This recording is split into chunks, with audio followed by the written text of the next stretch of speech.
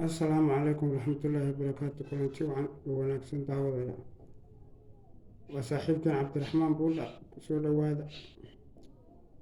بولا ميديا هل كان قطع وانا سان بولا ميديا فضلا هتيم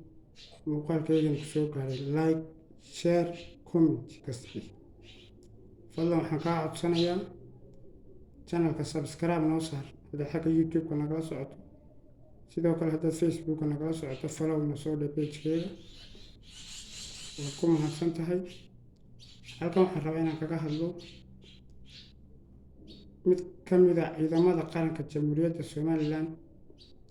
oo TikTok iyo baraha bulshada caan ka noqday oo la yiraahdo Maxamed Afrika. Dadku inta badan waxay u yaqaanaan Maxamed Afrika geesi. Maaha geesi. Maxamed Afrika wuxuu soo duubaa muuqaallo soo geliya baraha bulshada mararka qaar iyagoo ciidanka dagaalamayaan iyo xagga dambe jooga muuqaal ka duubanaya. ninka markay xabadu dhacaysa dagaalka holac ay socdo qofna ma awoodi karo inuu xusuusto moobilkiisa inuu ku duubo muuqaal qof loo xusuunayo naftaada u badbaadisa taas waxay caddaynaysaa inaan geesi ahay inuu fulayo qaybta dambe dhufayska ku sugan yahay oo marba muuqaal soo duubayo oo TikTok soo dhigayo siduu u soo jiito taageero badan oo TikTok ah iyo baraha bulshada ah jacayl lagu dhex abuuro qaar ka mid ah hablaha Somaliland oo aminka ay dhowr hablood oo reer ku nool gobolada Somaliland codsiyo u soo direen. sidoo kale waxaan ka hadlayaa waan halkan hambalyo uga dirayaa taliyaha Faysal Cabdi Bootaan oo ah geesi daacad ka ah difaacidda qaranka Somaliland kaasoo guulo wax ku ool ka keenay dagaalka Laascaanood. maalmooyinkii u dambeysay kooxda nabadiidka ee SSC iyo kooxaha nabadiidka ka dagaalamaya gobolka Sool magaalada Laascaanood waxay soo dhigayeen in Faysal Cabdi Bootaan ay dhaawac gaarsiiyeen. anigu waan la kulmay waan la hadlay wax dhaawac soo gaadhay taliya Faysal Cabdi Bootaan ma jiro. waana geesi waana u hambalyeynaya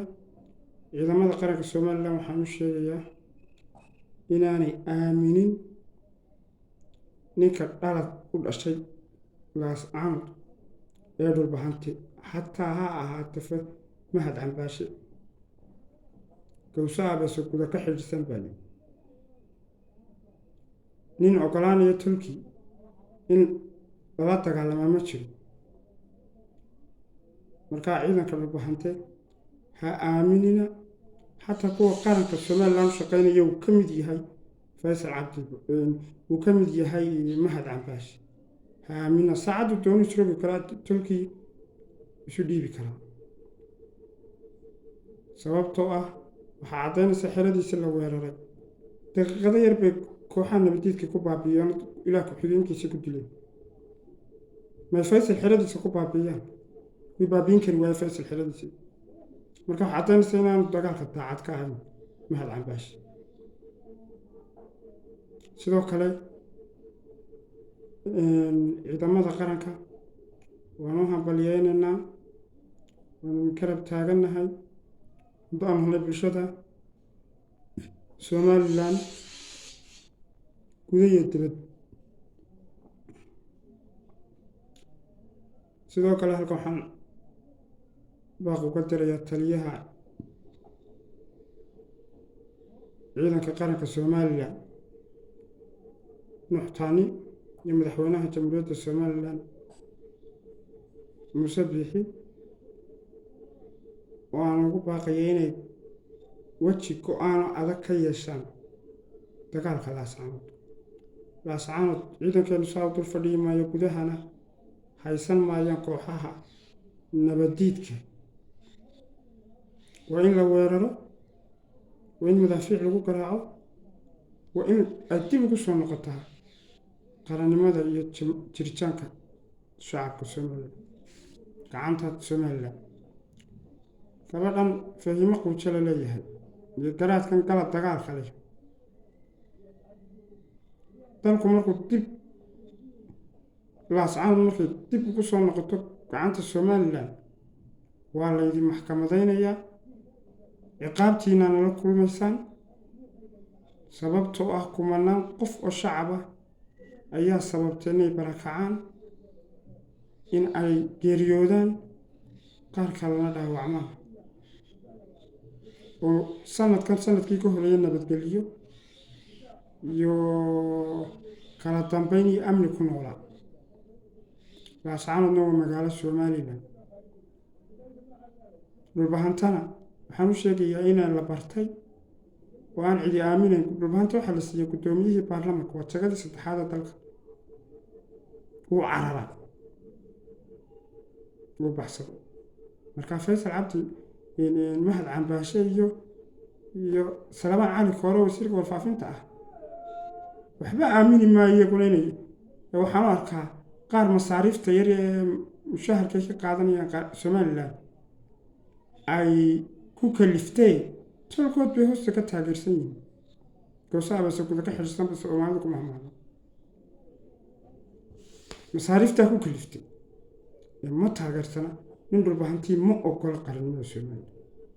iyo horumarka Soomaaliya ka mushaharka ka qaata labada dibnood buu ka leeyahay Somaliland laakiin uurkiisa kama dhaadhacsana dhiiggiisa toona Somaliland waxa uu taacada waa la ogyahay markaa waxaan leeyahay saaqow kaca diidiya gacanta isqabsada waxaa hub iyo dhaqaale iyo cudud haysataanba iyo aqoon-yahanaba difaaca geliya inaanu kala harin kii siyaasaddiisa ha kaga qayb qaato kii aqoon-yahankiisa ha kaga qayb qaato kii dhaqaalaha yaan dhaqaalaha kaga qayb qaato kii cudud dagaal haya oo qori qaadan karayaan dagaalka ha galo haddii xaalku xumaado anigu waan haystaa qoryahayga waxaan la diyaarahay aan u safaystaa maalin walba rasaastana ugu sii gurtay inaan jiita hore tago si aan u difaaco qarannimada aabbahay baa ka mid ahaa mujaahidiintii dalkan soo xoreeyay ciidamadii berbera galay markaa wixii aabbayaashada ka howlgaleen ee u dhaawacmeen ee qaar u dhinteen in maanta si yar lagu burburiyo ogolaan maayo. Asalaamu calaykum waraxmatullaahi wabarakaatu.